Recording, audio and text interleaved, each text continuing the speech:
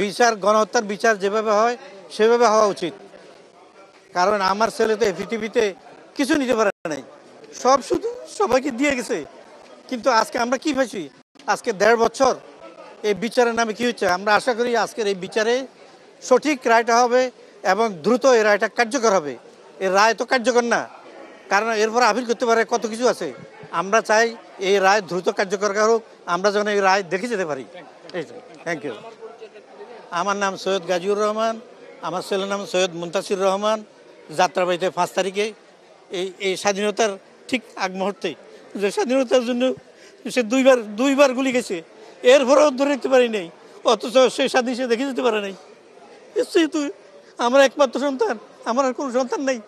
এই মামলার রায়টা আজকে হবে, এইটা আমি শুনতে আইছি, যাতে আওয়ামী লীগের দোসর এবং শেখ হাসিনার ফাঁসিটা আজকে কার্যকরী হয়।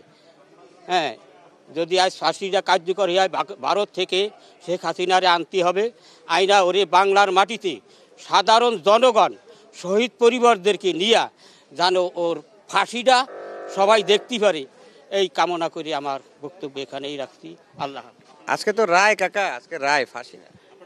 ওনার রায়টা যেন আজকে কার্যকর হয়, আমি এই প্রত্যাশা করি।